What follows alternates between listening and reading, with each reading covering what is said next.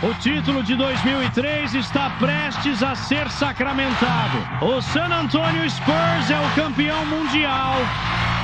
Desde que o Nets chegou às finais em anos consecutivos, em 2002 e 2003, quando ainda estavam em Nova Jersey, já se passaram mais de 2 décadas e eles continuam presos num eterno purgatório de reconstrução.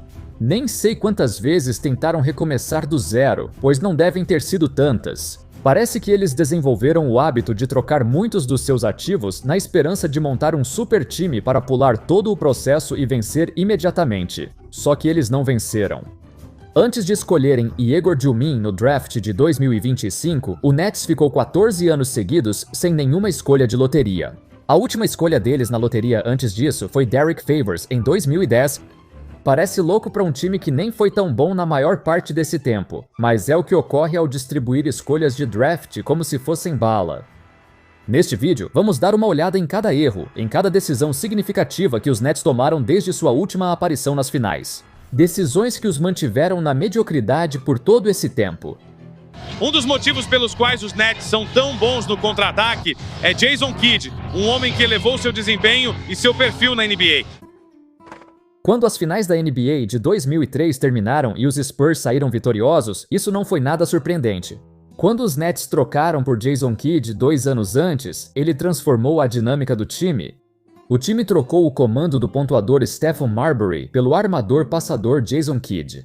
E cercados por atletas que se encaixavam perfeitamente no seu estilo de jogo, eles chegaram imediatamente às finais com a sua chegada. Olha só, o passe do Kidd Scalabrine por trás das costas. Isso é especial. Mas essa também foi a pior conferência leste da era moderna. O Nets era um ótimo time, mas também era fruto de uma era mais fraca. A conferência ainda passava por uma transição após o fim da era de Michael Jordan em 1998. Após perderem 2 finais seguidas, perceberam a necessidade de mudanças drásticas para competir com o Forte Oeste, buscando um pivô capaz de enfrentar Shaq ou Tim Duncan. Então, em julho de 2003, um mês depois de perderem nas finais, eles contrataram o ex-All-Star e defensor de nível All-NBA, Alonzo Mourning. Eles também renovaram com Jason Kidd em um contrato de 6 anos por $100 milhões, que na época era um ótimo negócio. Esse contrato nem o colocou entre os 20 maiores salários anuais. Talvez a troca de Kyle Korver, vista depois, tenha sido a pior e mais hilária de todas. O Nets selecionou Korver na segunda rodada com a 51ª escolha e imediatamente o trocou para o Philadelphia 76ers por $125 mil. E para que eles usaram esse dinheiro? Para pagar taxas da Liga de Verão e comprar uma Xerox. Sim, essa troca infame mostrou como os donos do Nets era mão de vaca e abriu mão de um grande jogador, o Korver. Ele se tornou um dos melhores arremessadores de 3 pontos de sua geração. Como o Nets foi um dos 10 piores times em arremessos de 3 por ano, talvez ele pudesse ter ajudado. Em teoria, a contratação do Alonzo Mourning foi uma grande adição, mas ele tinha um problema crônico nos rins que piorou bastante no final de 2003. Poucos meses após o início da temporada, ele precisou de um transplante e ficou fora do resto do ano. Sem ele, o Nets basicamente não teve nenhuma melhora e estava apostando apenas nos seus jogadores jovens para darem um salto rumo ao estrelato, como Richard Jefferson ou Kenyon Martin, que tinha sido a primeira escolha geral alguns anos antes. Eles também esperavam que Jason Collins, seu pivô titular, desse algum sinal de ser, de fato, um pivô titular. Descanse em paz, aliás. O elenco do New Jersey Nets de 2003-2004 era basicamente uma repetição do ano anterior, exceto que, desta vez, os resultados foram diferentes. Não houve uma ida às finais, porque na segunda rodada dos playoffs, eles encontraram um time que se tornaria a nova força dominante do leste, o Detroit Pistons. Haverá um novo campeão na Conferência Leste da NBA. O Pistons está de volta às finais da conferência. Essa série foi marcante para mim porque me lembro vividamente de assisti-la quando era criança, mas não foi marcante por um bom motivo. Foi uma série horrível de assistir. Ter 2 equipes dominantes na defesa resultou em um basquete terrível, lento e feio. Mesmo para os padrões da época, ainda era muito ruim. O Nets marcou 56 pontos no jogo 1. Houve 6 momentos diferentes nesta série em que um time marcou menos de 80 pontos. E apesar de conquistar uma vantagem de 3-2 na série, o Nets sofreu 2 derrotas desmoralizantes e perdeu a série no jogo 7. Apesar da esperança de recuperação, isso marcou o início do fim da era Jason Kidd em Nova Jersey. Não foi porque eles pioraram, mas porque o restante da Conferência Leste melhorava rapidamente. Não só os Pistons, mas também a chegada de LeBron e D-Wade transformou Cavs e Heat em candidatos ao título em poucos anos. Mais importante ainda, os Nets tomariam uma decisão importante no verão de 2004. Kenyon Martin estava para assinar seu primeiro contrato grande após o fim do acordo de novato. No entanto, os Nets achavam que ele não valia os mais de 90 milhões de dólares que pedia. Era uma quantia significativa de dinheiro, especialmente para um jogador que não estava evoluindo tanto quanto eles esperavam. Então, deixaram ele sair. A saída de Martin e várias lesões fizeram o Nets iniciar a temporada com apenas 9 vitórias e 16 derrotas. Foi o pior início que eles tiveram desde que Jason Kidd chegou, e houve conversas até mesmo sobre a possibilidade de trocar Kidd para desmontar o time e recomeçar do zero. Um executivo anônimo da Conferência Leste disse que, embora o Nets queira manter Kidd, sua insatisfação com decisões do elenco pode levar o time a trocá-lo. Os rumores sobre a insatisfação de Kidd criaram um senso de urgência dentro da organização do Nets, porque eles estavam ouvindo propostas de troca mesmo ainda tendo esperança de consertar a relação para mantê-lo. O Nets buscava desesperadamente uma solução, talvez um grande movimento. Uma grande mudança no elenco poderia ser a única salvação para esta temporada desastrosa. Então eles voltaram os olhos para o norte. Mas as pessoas querem saber se você ainda quer ser trocado. Estou aqui, certo? Não falarei mais sobre isso. Diante dos rumores e especulações, não surpreende que Vince Carter tenha sido trocado. Vince Carter foi o astro dos Raptors por muito tempo. Ele estava no auge da sua carreira, mas desenvolveu uma relação ruim com a organização, a ponto de basicamente desistir no meio da temporada. Carter sabotava o próprio time para perder e, segundo relatos, até vazava as jogadas dos Raptors para os adversários. Esse comportamento fez o valor dele cair, e os times evitaram a dor de cabeça que era Vince Carter. O Nets foi um dos poucos times suficientemente desesperados para apostar nele. Com o valor de Carter super baixo, eles não precisaram abrir mão de muita coisa para consegui-lo, então fecharam um acordo que poderia impulsionar o time para frente ou destruí-lo de uma vez por todas. Logo de cara, Carter provou que veio para ficar. Carter indo para a sexta. Nossa. O time iniciou com 9 vitórias e 16 derrotas, mas fechou a temporada com 42 vitórias e 40 derrotas, indo novamente aos playoffs só para ser atropelado na primeira rodada. Veja, o cenário da NBA mudou drasticamente quando Shaquille O'Neal se juntou ao Miami Heat. Como mencionei, o leste ficou muito mais forte nesse período, e o Nets logo ficou em desvantagem com a chegada de novas superestrelas. Vince Carter, em teoria, deveria ter sido a peça perfeita para esse time, um ala armador super atlético que podia correr junto com Kidd e com um arremesso versátil para pontuar de qualquer lugar da quadra. Nesses anos, o trio principal, Kidd, Carter e Jefferson, era sólido, mas não se destacava nesse novo cenário mais talentoso. Eles perderam para o Heat em playoffs por 2 anos seguidos, e ambas as séries foram desequilibradas. O motivo disso é que o maior problema deles sempre foi o mesmo de anos, a falta de um pivô de qualidade. Sendo sincero, trocar Jason Collins por Nenad Kirstic não foi um grande avanço, e perder Kenyon Martin prejudicou ainda mais o time. Você tem um armador com talvez a melhor visão de jogo da liga atrás apenas do Steve Nash, mas sem pivôs para aproveitar seus passes. D-Wade, Shaq e o Miami Heat enterraram os Nets. Então, um ano depois, LeBron James enterrou eles. Eles não conseguiram parar isso quando ele entrou no meio da quadra. Os playoffs de 2007 marcaram a última vez que esse trio chegaria à pós-temporada, já que a era de Jason Kidd acabou terminando com uma troca para Dallas. Com a 10ª escolha no draft da NBA de 2008, o New Jersey Nets seleciona Brook Lopez, da Universidade de Stanford. Meses após a saída de Jason Kidd, o Nets ficou com a 10ª escolha do draft de 2008 e selecionou Brook Lopez, pivô que esperavam ser o rosto de uma nova era. No papel, esse foi o primeiro sinal positivo. Eles conseguiram o melhor pivô de todo esse draft, um cara que poderia potencialmente mudar o rumo do New Jersey Nets. Eles planejavam usar o draft para acumular escolhas e voltar aos playoffs com Lopez liderando o time. No fim, o destino dessa franquia não seria decidido por Brook Lopez, seu técnico ou a diretoria. Esse time mudaria para sempre em setembro de 2009. O bilionário russo Mikhail Prokhorov comprou grande parte dos Nets por $200 milhões para construir uma nova arena no Brooklyn e transferir o time em alguns anos. Isso foi um grande ponto de virada para a franquia, não só pela mudança, mas porque agora tinham o dono mais rico da liga, com dinheiro praticamente ilimitado. Os Nets trocaram donos econômicos por um disposto a gastar excessivamente para obter o que queria. Então, o objetivo de reconstruir lentamente agora mudou. Prokhorov queria vencer logo trazendo superestrelas para o time.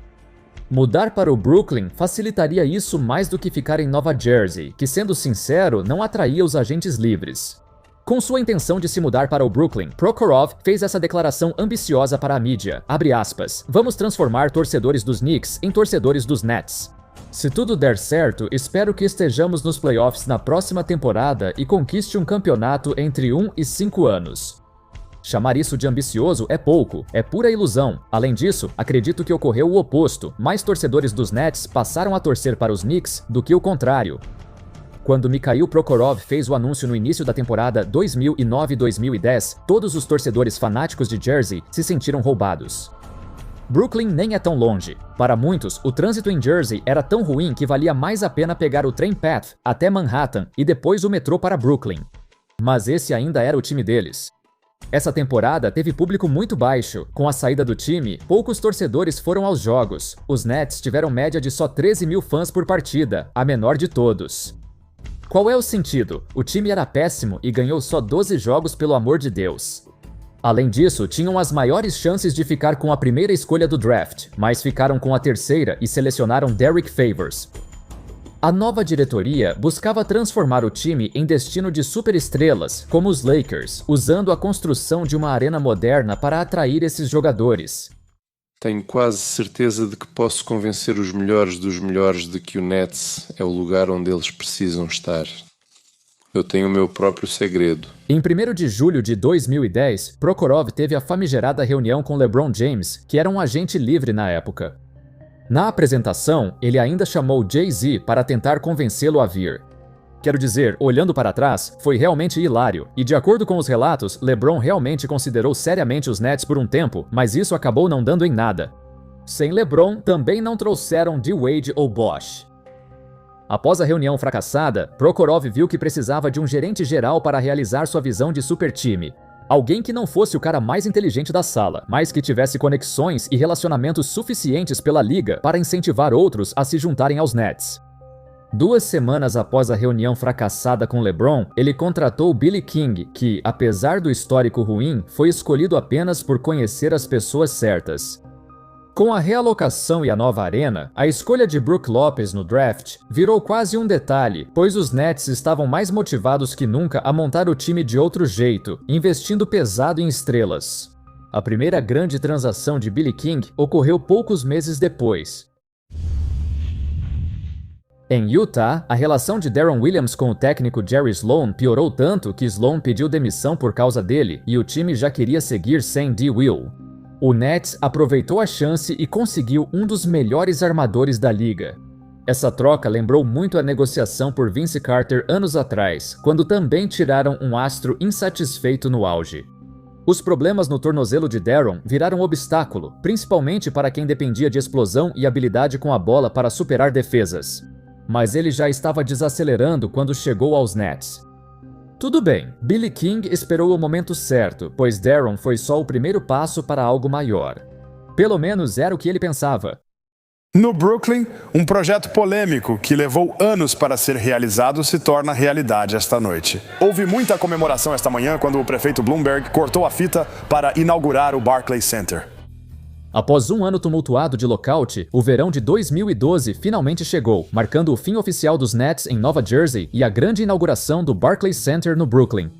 Os Nets ficaram de novo entre os últimos em público, então essa mudança deve atrair um novo público local. Esse verão também marcou a primeira de 2 intertemporadas monumentais. Com a mudança, buscavam impactar e conquistar os torcedores de imediato. Fizeram uma troca bombástica pelo All-Star dos Hawks, Joe Johnson, e renovaram com o ex-All-Star Gerald Wallace por 4 anos e 40 milhões.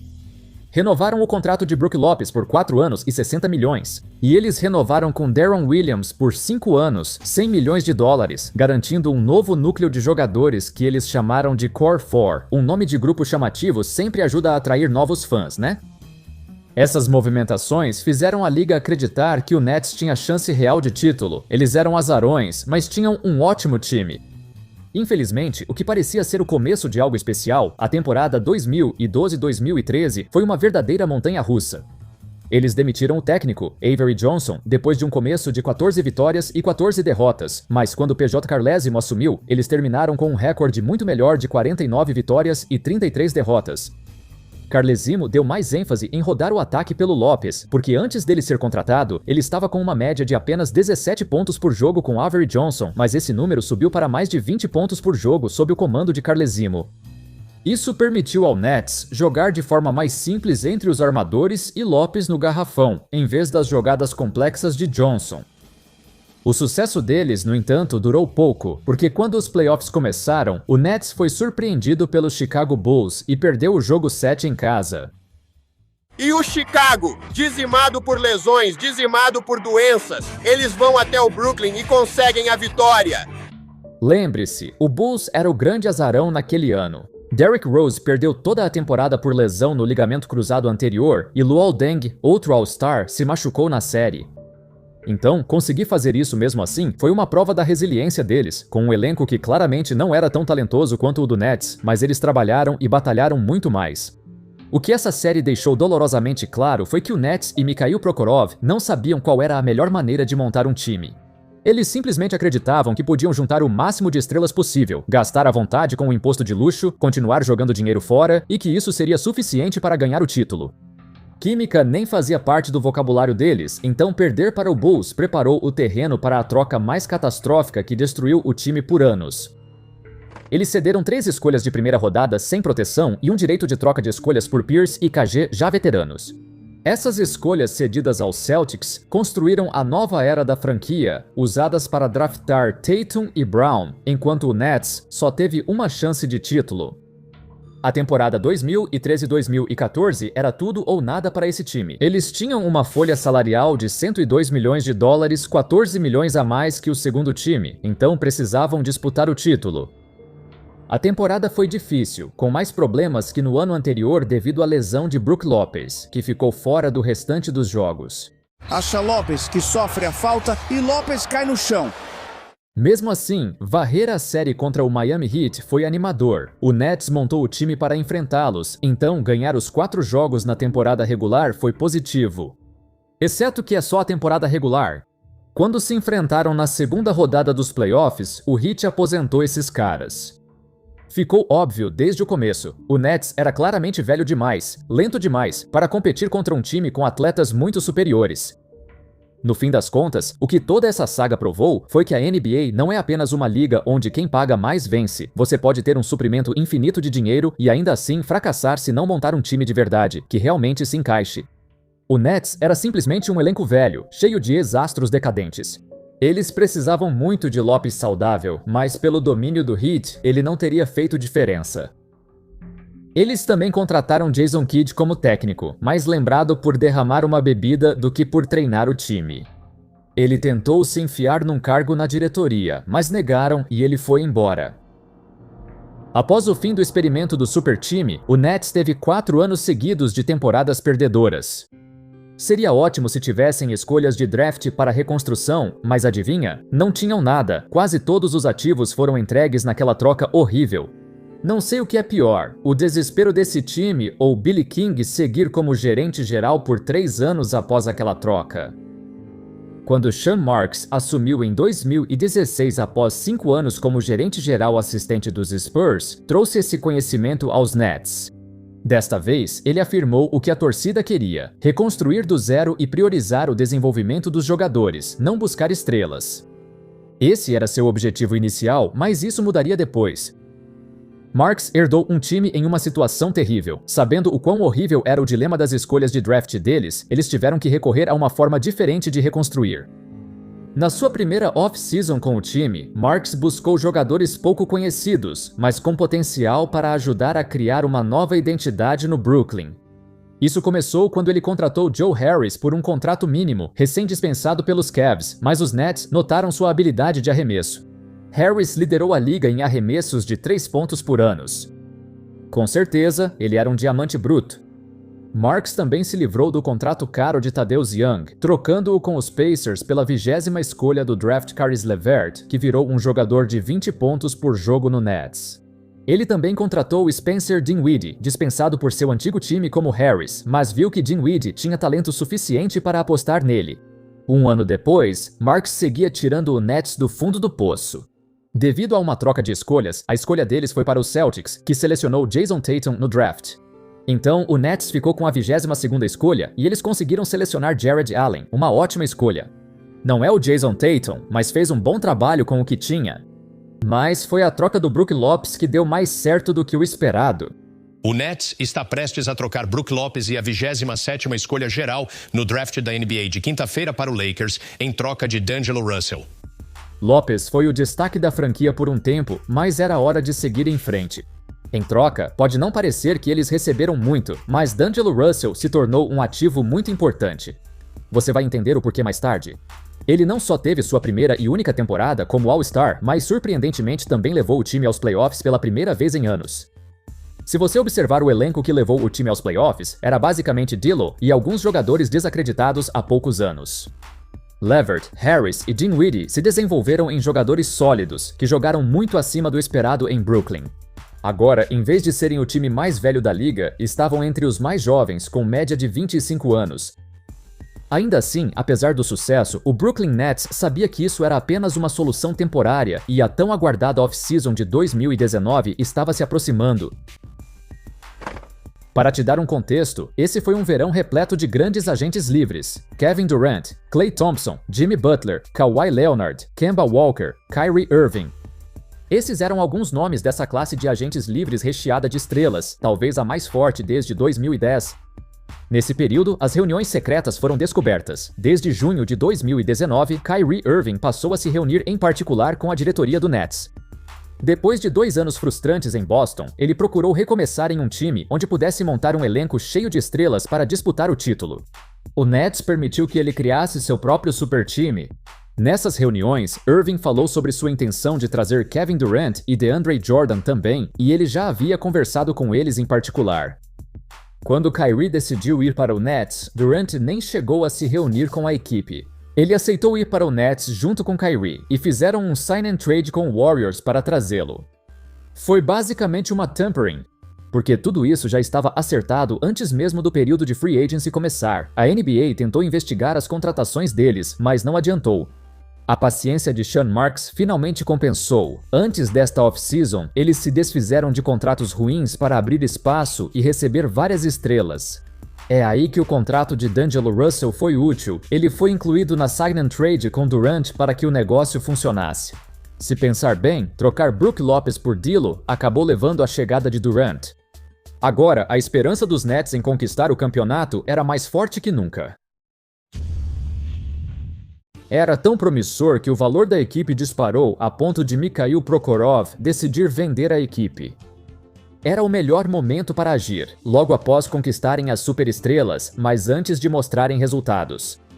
Agora começava a próxima fase do Supertime dos Nets, e com sorte esse seria melhor do que o anterior, mas eles teriam que esperar. Veja, quando contrataram Kevin Durant, foi um mês após ele romper o tendão de Aquiles nas finais de 2019. Ele precisaria passar um ano fora. Porém, a troca por James Harden reduziu bastante os ativos deles. Algumas escolhas ajudaram a acelerar a reconstrução dos Rockets, que voltaram rápido aos playoffs após trocar James Harden. Esse foi o movimento decisivo de apostar tudo, comparável à negociação por Kevin Garnett e Paul Pierce anos atrás, pois sem o título, o time voltaria ao purgatório. Infelizmente para eles, o campeonato não veio. 2021 foi a melhor chance deles, com Kevin Durant calçando um número maior. Se não fosse isso, poderiam ter vencido Milwaukee e tido grande chance de conquistar o título. Ainda assim, esse super time que durou pouco teve problemas externos, começando pelas lesões. James Harden sempre foi resistente, mas no Brooklyn teve seu primeiro grande problema no tendão da coxa. Kyrie torceu o tornozelo durante a série. Durant voltou da cirurgia no ligamento cruzado anterior, mas ainda teve problemas no joelho e tendão da coxa nos Nets. Tudo isso enquanto havia tensão entre os astros e o novo técnico, Steve Nash.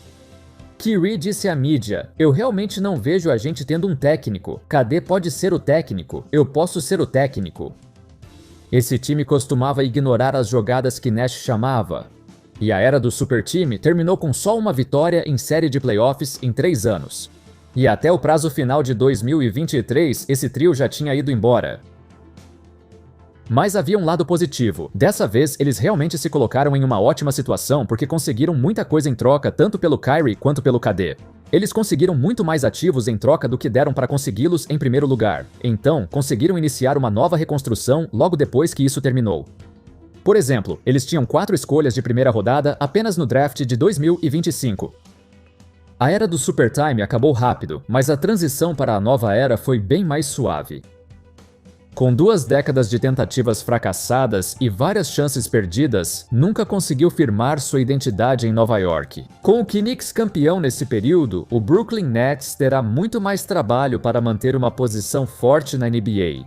Há grande potencial para atrair torcedores para o time e explorar a enorme base de fãs em Nova York, mas é preciso vencer para isso. Eles precisam manter sucesso por mais tempo com um time que valha a pena torcer.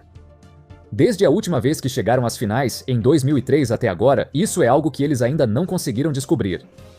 Vamos ver se essa nova era no Brooklyn pode mudar isso. Enfim, é isso, pessoal. Espero que vocês tenham gostado do vídeo e, como sempre, nos vemos na próxima. Valeu!